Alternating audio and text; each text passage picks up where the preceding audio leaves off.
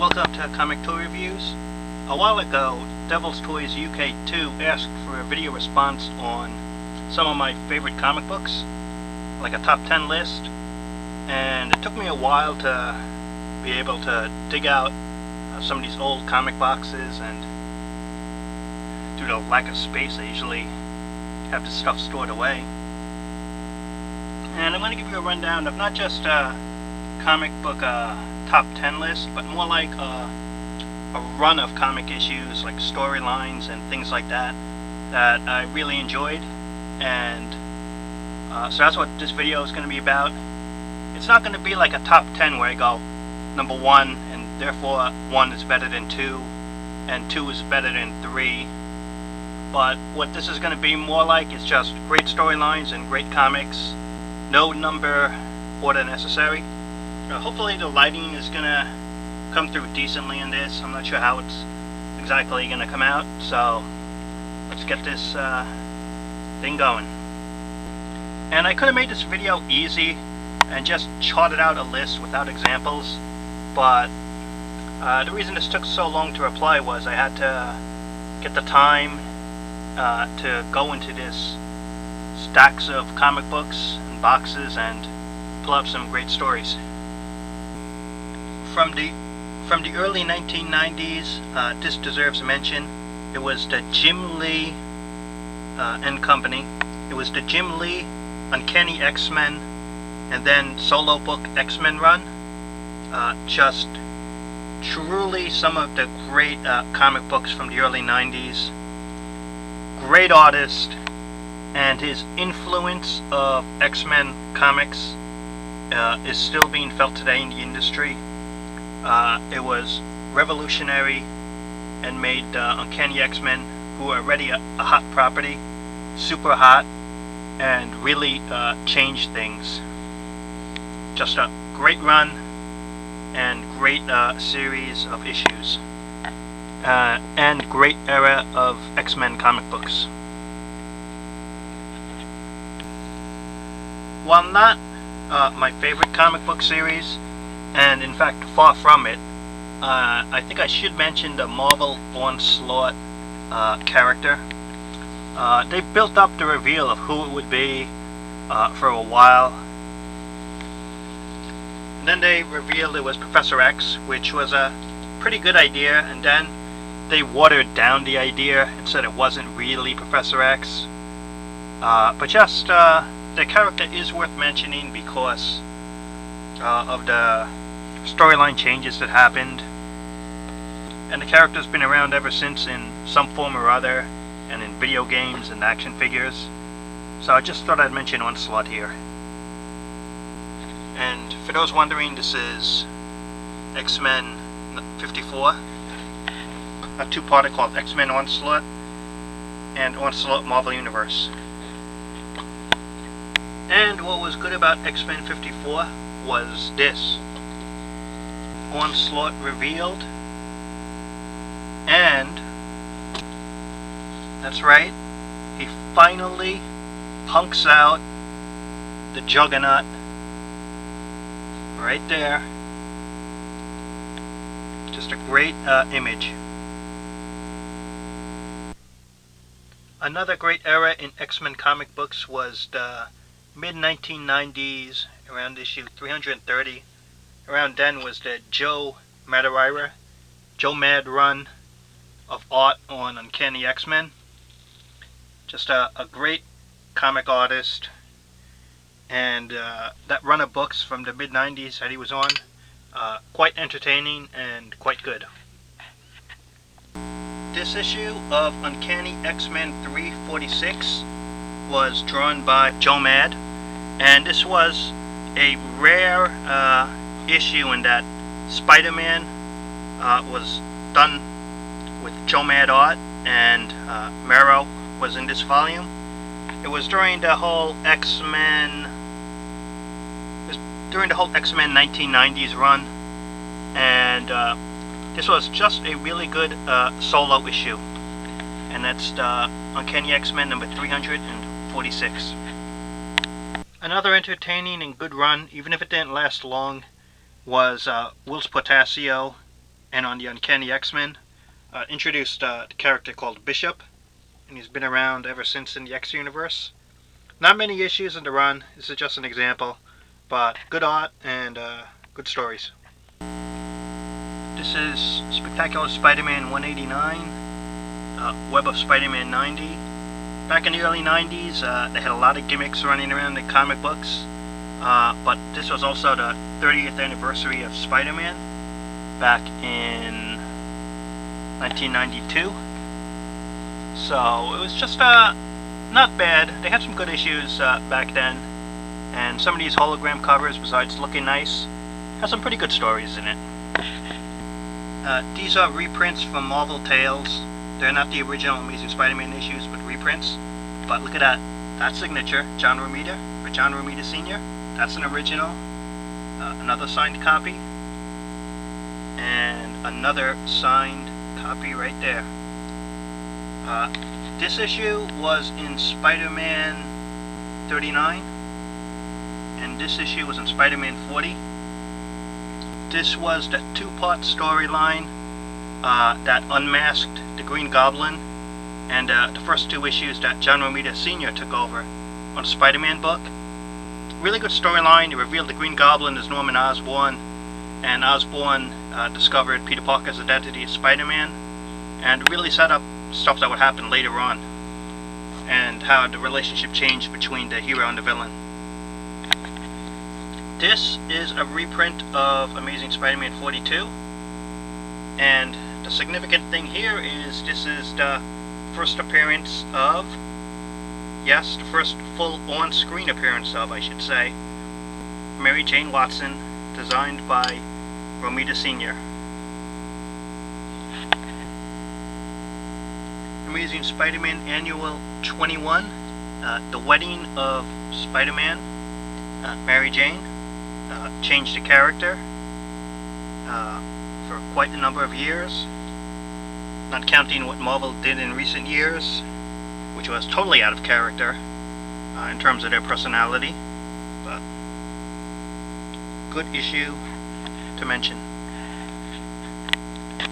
Before the 1990s Clone Saga really changed the history of the clone and things like that, they had some good issues that I liked here. This was the Spectacular Spider-Man Annual from the Evolutionary War. This was the Spectacular Spider-Man 149. And this was a Spider-Man one-shot called Dead Man's Hand.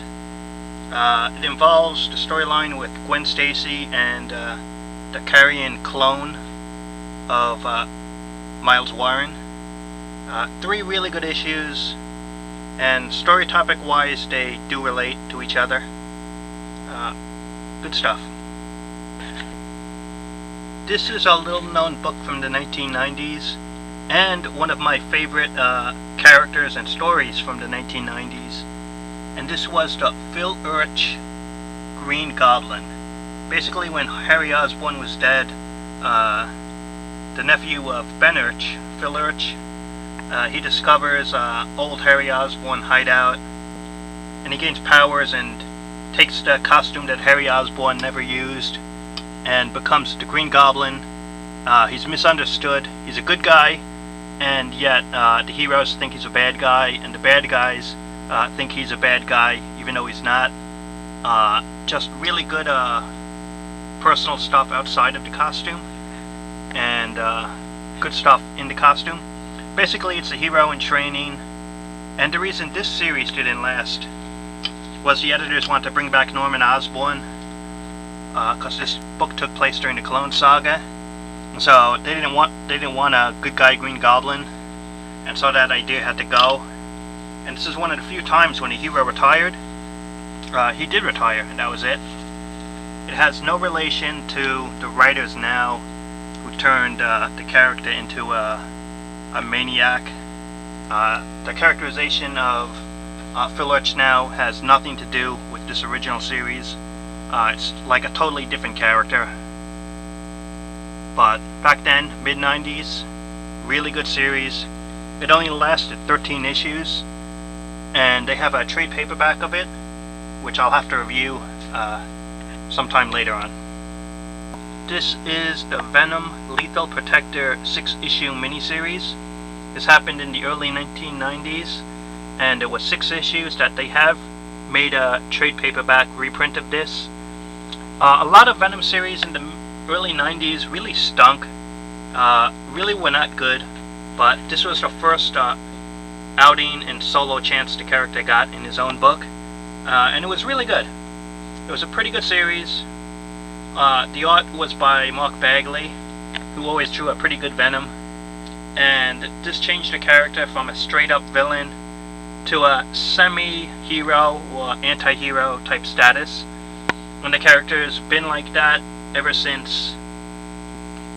And back then the character was super hot, really primetime player. That's why Marvel kept slapping him on different books and crossovers just to get some easy sales. Eventually though, hopefully Venom will become Eddie Brock again and become a full-time Spider-Man villain, because that is how he became successful. And then when he changed the formula, he lost some of his appeal ever since. Plus they exploited the character by just putting him in too many different issues and stories, and ones that didn't justify an appearance basically. Anything to make a quick buck in the early 90s. This is an example of the Spider-Girl run. Spider-Girl was basically the daughter of Spider-Man and Mary Jane in an alternate timeline world, and the series lasted over 100 issues altogether. First few years I bought, really liked it, but later on, like after issue 60 or so, they lost me as a fan. Just couldn't keep up with rising comic prices and buying other stuff. So when prices go up, your budget has to cut back on books, and this was a book I cut out around issue 60. But the first few years of Spider-Girl, quite enjoyable comic series and read. This was a good mini-series called Hobgoblin Lives, a 3-part storyline that officially unmasked the Hobgoblin under his real identity of Roderick Kingsley, and that was the original writer Roger Stern's intent of who the Hobgoblin should be. And years later he finally was able to tell this story. It's the Alex Ross Mark Waid 4-issue miniseries, Elseworlds, DC future apocalyptic storyline, and great art. It's Alex Ross, can't go wrong with that. The first few issues of the modern Supergirl run, as well as the Batman-Superman crossover that introduced the character back into the DC universe. Really good stuff. This story I really liked. It was called Armageddon 2001. It introduced a new character, Wave Rider, and the storyline was pretty interesting. It was that one of the heroes in the future would turn villain and basically take over the world, and the mystery that Wave Rider had to find out was who was this hero that would turn villain and betray the other heroes. This was before the internet, and what the storyline, I found this out years later, was that Captain Atom was supposed to turn villain and become this character called Monarch, but it leaked out that he was going to turn to the fan press. So DC, in mid-story, instead of letting it run as is, they changed Captain Atom into Hawk from Hawk and Dove, and that guy Hawk became the villain Monarch. And it really didn't make sense even back then, because I didn't see Hawk as an all-powerful type villain. But the original plan years later, I think they fixed it up that Monarch was Captain Atom again. As a character that had a cool costume and a cool idea, but I think DC really dropped the ball in execution later on, and in following storylines, because this was a character that, as a villain, could have been a big-time player. Just some issues from the miniseries called Superman, the Man of Steel. It was 6 issues by John Byrne, and reintroduced Superman in the 1980s, sort of like reinvented the character after the Crisis incident. Really good miniseries, and definitely some of John Byrne's great work from the late 70s to 80s. He was on fire as a creator and seemed like he could almost do no wrong. And his Superman, it gained quite a following. This was a really great solo issue by John Byrne, 1980 Superman. This is Superman, issue 12, 1987. That's the cover. It's not Lois Lane. This is another woman. And just a really good single issue solo story. For those who don't know, the John Byrne 80s Superman comics, some of them were really great, and this is one of them. Later on I found out it was a reinterpretation of elements from an much earlier storyline, but this story on its own, really good. Issue 608 of Batman, first issue of the Jim Lee Batman run at DC Comics. As you might know, Jim Lee went on to much bigger and greater things at DC. He's one of the co-publishers of the whole company now. But his Batman character he still draws occasionally. This was a really good miniseries in the late 80s. It was called Invasion, and it was for DC Comics. And basically a 3-part storyline with a whole bunch of aliens trying to take over the Earth, and all of the Earth heroes must band together. Really good and underrated storyline. Alan Moore, Batman, The Killing Joke. This one gave you an origin for the Joker, and as well as what happened to Barbara Gordon. This was a storyline that had quite a few ramifications in the DC universe. The whole death of Superman storyline from the early 1990s, despite how gimmicky it was, I still liked the storyline overall. Not the best story ever, but entertaining nonetheless. A great series from the early 90s that I liked was the Reign of the Supermen. This was when Superman died and 4 replacements took over, and one of them is a traitor in disguise, and Superman returns eventually in the storyline. It spanned all the Superman books in the early 90s, and quite an entertaining read. So that's the Reign of the Supermen. This was Speedball, the Masked Marvel, a 1980s series by Spidey co-creator Steve Ditko. And it was an underrated character that was probably more fit for the 1960s era than the 1980s. And it really didn't catch on. And eventually they put him in the New Warriors, but personality-wise it was really different. Early 1990s Guardians of the Galaxy. Really liked this series that took place in an alternate future. Later on, Jim Valentino would leave the book and be one of the founders of Image Comics.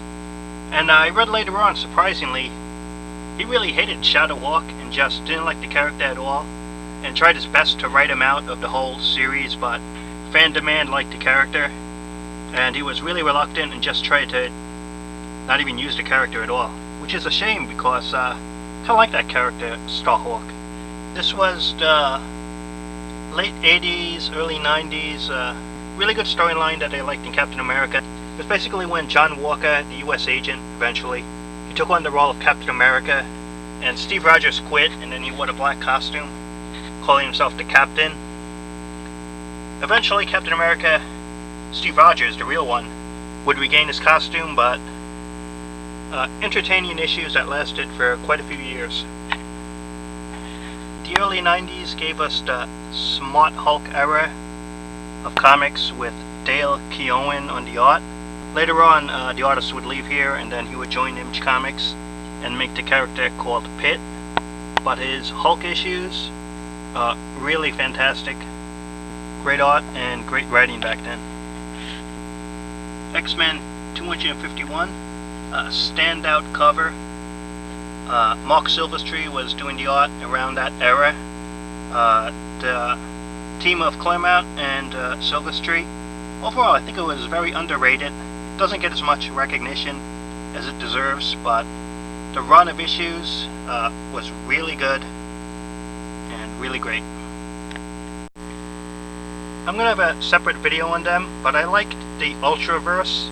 It was in the early 90s from a different company, and this is before Marvel Comics bought them out and turned basically all the characters into crap.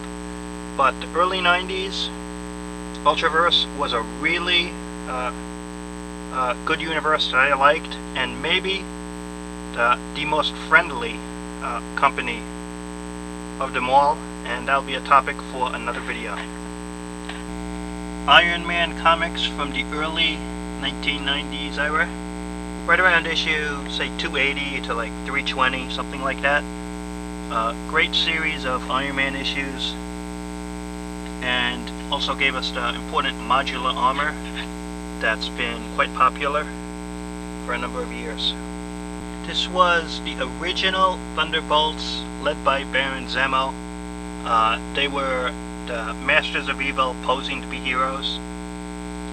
Kurt Busiek was the writer, Mark Bagley on the art, and it was a really good series early on. But after about year 2, I stopped following the book. It kind of lost its tracking for me following it. But the first year or 2, really good stuff. This was the original Thunderstrike. Eric Masterson had his own comic book series for a while, and pretty interesting character. He was trying to be a superhero. Eventually they killed him, and it pretty much stayed, which is surprising. This was Darkhawk, a great character in the early 90s. Had a lot of potential, had some mystery in the series. Looked like Marvel is trying to set him out to be a big-time player in the Marvel Universe. But eventually the character faded from sight and is pretty obscure now.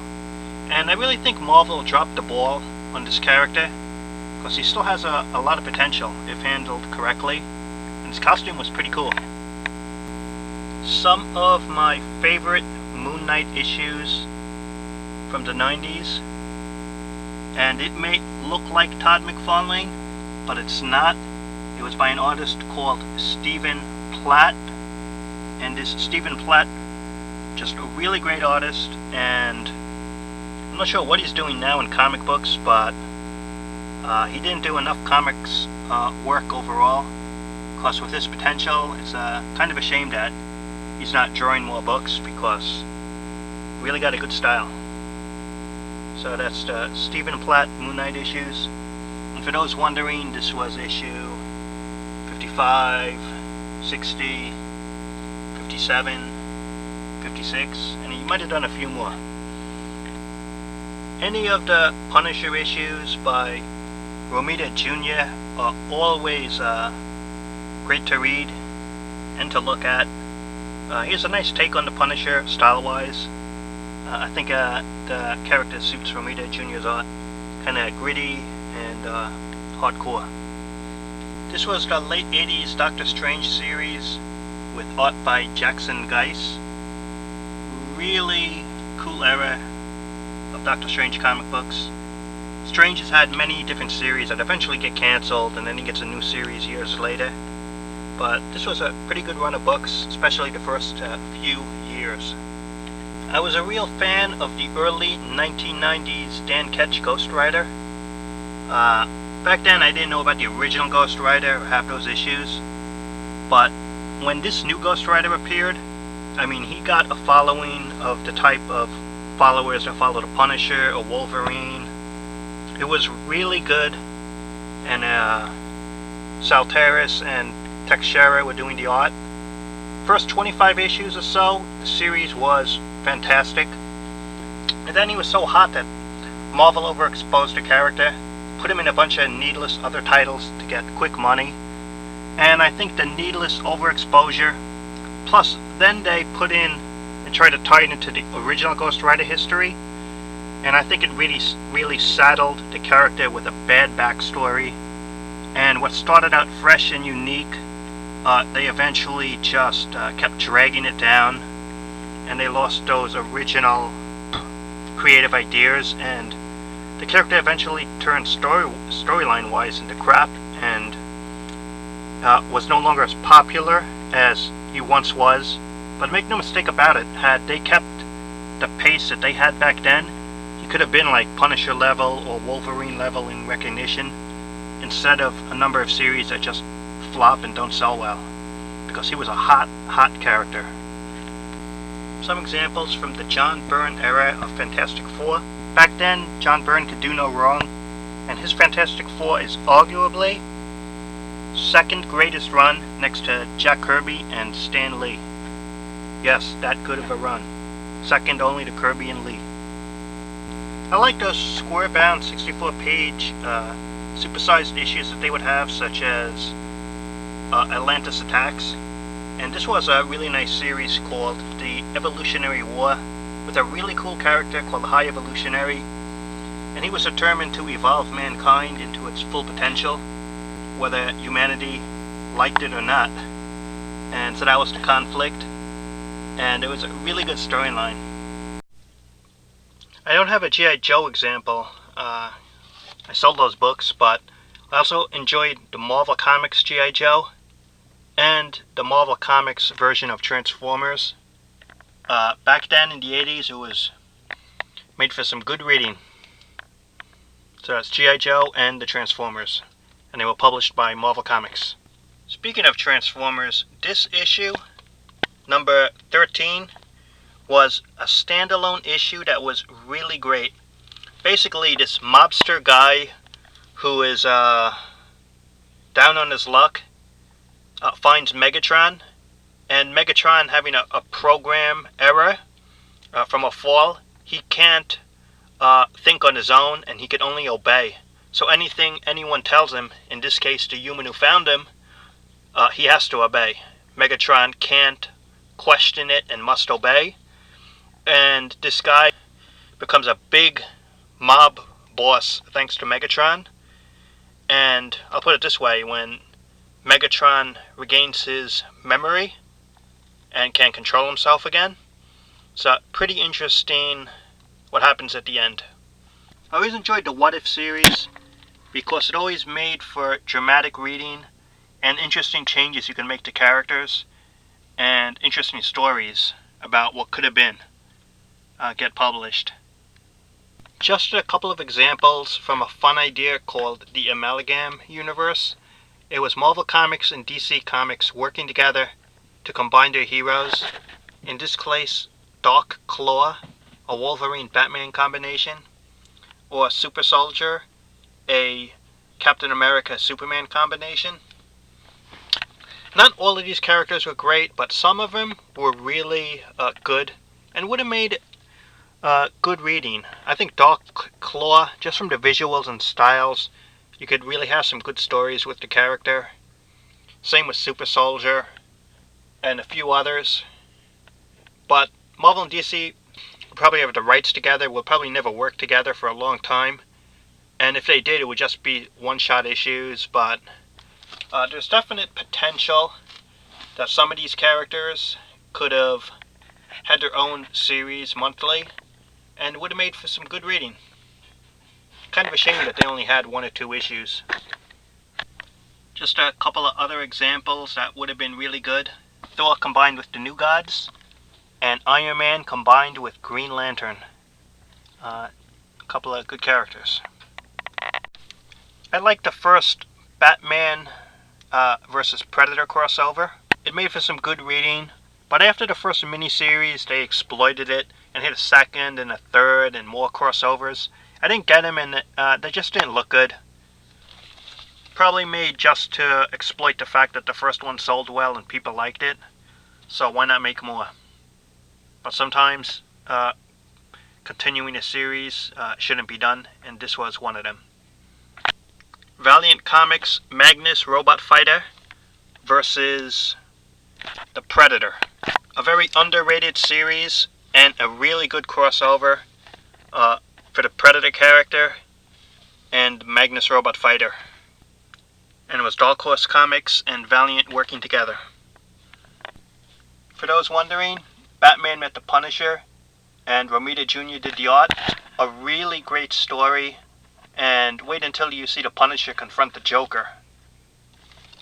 This one wasn't as good a crossover it was the Azrael form of Batman meeting the Punisher, and the art wasn't as good. Definitely a wasted opportunity, because even though it was, sometimes these companies have their publishing plans currently, and what DC should have done was just toss it aside, Azrael Batman, use classic Batman with the Punisher. So average story there, but this one, really worth tracking down. Punisher Batman, and great art.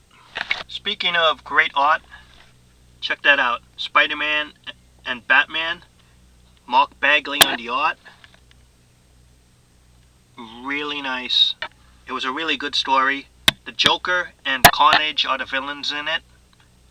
And this one was Batman and Spider-Man. Not as good. I didn't like it too much. But this one was a really good one. Check that out. The bat symbol with some spider webbing. Nice, nice little idea there. Batman and Grendel by Wagner. Was a 2-issue series. And this was Grendel Prime. And the other Grendel also met Batman. Both are good miniseries. Todd McFarlane, he drew Spawn and Batman. And Frank Miller did the writing. Definitely not Miller's best writing. McFarlane doing the art in this series. And having Batman. Can't go wrong. They all had a DC version, which I didn't get. It was DC and Batman and Spawn, but the art wasn't as good. I didn't get that one. A couple of years ago, they were supposed to make a Batman Spawn again, but the deal fell through for whatever reason. They had a couple of pin-up art promos, but that was just about it. The New Gods and Galactus met. Pretty interesting, by John Byrne. It was an average series, definitely not Byrne's best, but just the fact that Galactus can meet Darkseid, pretty interesting. The Wildcats and X-Men met, and Jim Lee was doing the art. And probably one of the last pieces of X-Men art by Jim Lee in a comic book, officially. Two disappointing letdowns in terms of crossovers. The Hulk and Pit just seemed rushed, and it really wasn't a good story or anything of substance. And X-Force and Youngblood. Unfortunately, instead of letting Liefeld do all of the art, it was handed off into a bunch of other artists, a whole team of them. And that's a shame, because for Youngblood to meet an X-Force, two of Liefeld's creations, he should have done the whole art for the whole series and had a good writer. Missed opportunities in both of these crossovers. Speaking of bad crossovers, we have X-O Manowar met Iron Man, and they made a video game based on this. The video game was called X-O Manowar Iron Man Heavy Metal. It was for the PlayStation 1. Kind of odd that they would have Iron Man and X-O working together in a video game. But the video game wasn't too good, and this was Teenage Iron Man after the Crossing event. Bad Iron Man era. And Valiant Comics was in a bad era of books as well. So Iron Man was in a bad era of comics, and Valiant Comics was in a bad era of books. And so they combined the best of both of their bad worlds and created a bad comic book and a pretty bad video game. Spider-Man vs. Wolverine in a 1980s classic issue with great story and great art. Espionage piece from Wolverine's past, and the cover tells it all. Solo Avengers starring Hawkeye, and it would usually have some guest stars, but it was a really good series, and Hawkeye was the main feature. Spider-Man, the Todd McFarlane era of books, and the Todd McFarlane run, both in The Amazing Spider-Man and then later in his solo series. Just incredible, revolutionary Spider-Man work that changed the character ever since visually, by other artists who have picked up ideas from this era. And here are some examples of McFarlane's work on the solo Spider-Man title that he worked on.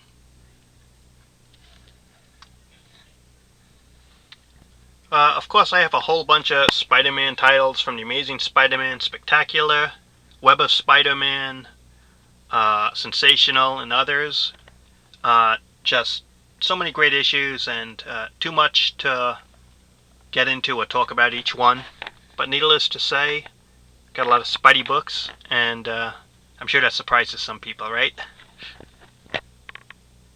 Deadpool was really good in his first few miniseries, and really good character. But the quality of his books varies from being good into just being silly and stupid, basically. Instead of being like intelligent funny, just funny without some serious content story-wise. I think he works best as a character while being funny, but also having some serious tones to it and some better stories. This was one of the better stories. This was a great Batman miniseries called The Sword of Azrael. It introduced the Azrael character. It was a 4-part miniseries, and Azrael was designed by Joe Quesada, and so was the interior art by him. Really good miniseries. I actually liked Batman's crossover Knightfall. It was basically when Bruce Wayne, Batman, gets his back temporarily snapped by Bane, and he gets replaced by Azrael as Asbats. This made Bane a new powerful villain in the Batman world, and it gave us Azrael Batman. And I didn't like so much Knight's End, and I thought the storyline after the first few months really went nowhere. It didn't progress well. But just the downfall of Batman temporarily in this event, Knightfall, it was quite good stuff, and quite interesting and different for that era of Batman comic books. A great series of comics. This was the Age of Apocalypse, the AOA universe. Basically, the timeline got all screwed up in the regular Marvel universe, and all of these variants took over for 4 months in a company-wide X-book reimagining called the Age of Apocalypse. Basically, Apocalypse takes over like half the world and wants to take over the other half. Great art, great stories, and they've had sequels over the years and add-on editions made years later after the fact. Those are no good in my opinion, most of them. Most of them were crap. But the original series and those original books, great stuff. Age of Apocalypse. Great era of X-Men books. Many crossovers here to show. This was the Fatal Attractions one, when Magneto ripped out Wolverine's adamantium skeleton, and then we had bone-clawed Wolverine. This crossover next is the Executioner's Song. This Executioner's Song crossover happened when all the Image artists left. Marvel Comics was scrambling. This was one of the few crossovers that they had that was good, even though the big artists had left. And here, finally, the Extinction Agenda, where you had Jim Lee drawing X-Men and Rob Liefeld on the New Mutants. Some great stuff. And so, those were 3 big crossovers in the X-world back then. This is a reprint and not the original, but Eastman and Laird's Teenage Mutant Ninja Turtles #1. First issue that introduced the Turtles and Shredder. Classic story, classic comic book, and start of an iconic property. Battle Chasers by Joe Madureira, Joe Mad. It was a 9-issue series, and he never completed the storyline. It's kind of a shame because it seems Joe Mad was always into his video games back then. He was a young guy in his early 20s, and I personally think he missed his opportunity to make a fortune on this property.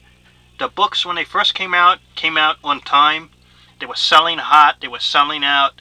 There was fan demand for it, fan buzz, and then between issues later on, after issue 3 or 4, the storyline had like months and months of waiting and delays, and eventually it was like once maybe every half a year, if even that, and he just lost it.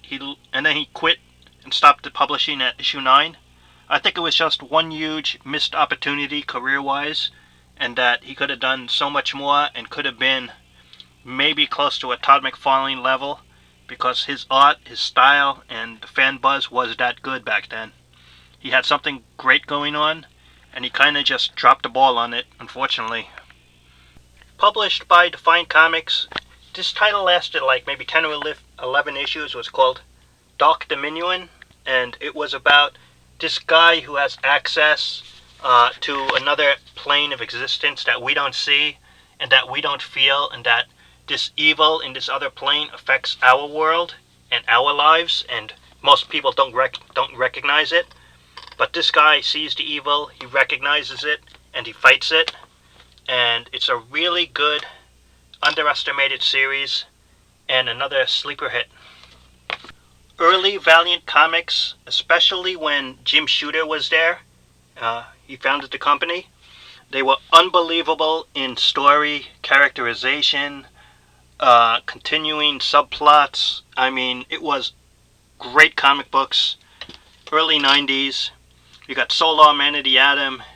You had Magnus Robot Fighter, Harbinger, the Team Book, Eternal Warrior, Ray, Shadow Man, and a whole bunch more characters. It was truly great comic books. And Unity was their huge crossover event. And right after Unity, what did they do? They tossed Jim Shooter out, the founder of the company. And then they sustained a while after him for about a year or two.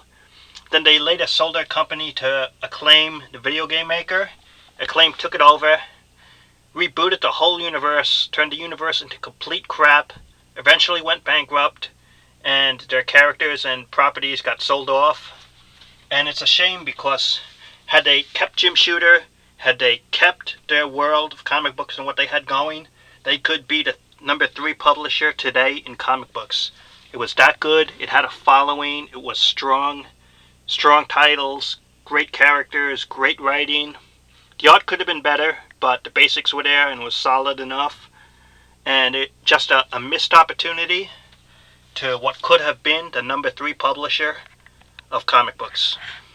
Marvel's, the classic 1990s era miniseries with Kurt Busiek writing and Alex Ross on the art. It's been reprinted in many trade paperback and hardcover editions. Great, fully painted series. Really made Alex Ross's career. And the writer Busiek as well. And Alex Ross has been a hit ever since. He worked on DC. Did that crossover event. And superstar artist. Classic Marvel comic book series from the 60s. So many various titles that would probably make a topic for another video discussion, just because there'll be so much to talk about. And this is just a sample of the various titles they had in various books, but much more than this in the Marvel library. So many great individual issues, so many great characters introduced in that era, so many great ideas and topics. So just wanted to mention it here in this video, and probably go into more details in a future time and another video. Paperbacks and a whole bunch of books that could be talked about and reviewed, but this is just a sample, and probably we'll get future reviews on these titles later on. And this is just a quick look at some of the books and stuff from the 60s, the 70s, the 80s, and more. Marvel had another good crossover, and it was actually pretty interesting. It was called Acts of Vengeance, and basically what the idea was, the villains of traditional heroes would fight different heroes instead. For example, the Mandarin would fight the X-Men, and the Mandarin is not a X-Men villain.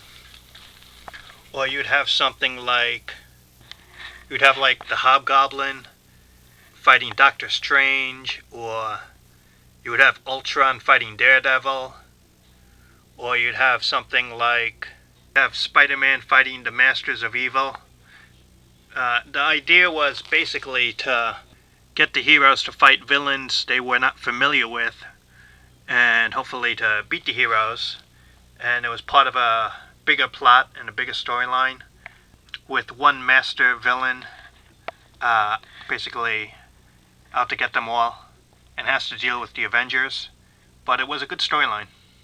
And it was pretty cool to see some of the top villains in the Marvel Universe working together with one end goal in sight against the heroes.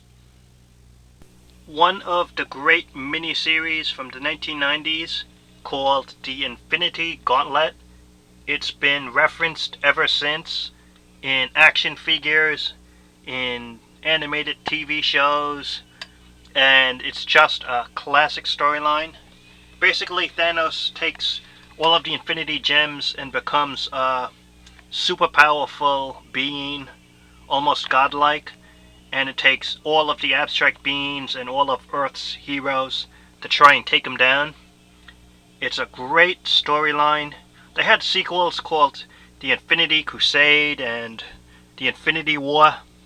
Both those other two crossovers were pretty much crap, but the first series, The Gauntlet, a true classic crossover event. I liked Rob Liefeld, New Mutants, and X-Force issues he did. He introduced Cable, Deadpool, Strife, and a whole bunch more. And they've been fixtures in Marvel for years ever since. Domino, Shatterstar, and the rest. It brought a new energy to the New Mutants and X-Force, and it revitalized that era and that franchise of books. Another great era of books, and just highlighting some of this stuff, was the Image Comics the first year or two. Just had so many of them. It was fresh, it was new. It was revitalizing in a way for the industry. The 7 original Image creators left Marvel, and they formed their own company called Image Comics. And eventually the industry collapsed, and for a while, and the Image books lost their popularity.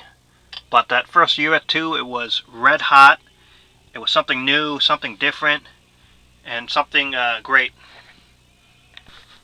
So that's it. This video is just about over. Thanks for watching, everyone. Taking a look at this comic collection. Sure, there's other books I probably could have brought out and talked about on and on about various titles and stuff like that. But I thought this was a pretty thorough job. And that's it. Hopefully it was entertaining. Hopefully you liked it, maybe. Thumbs up. Subscribe if you haven't. Thanks for watching. And I'll talk to you later.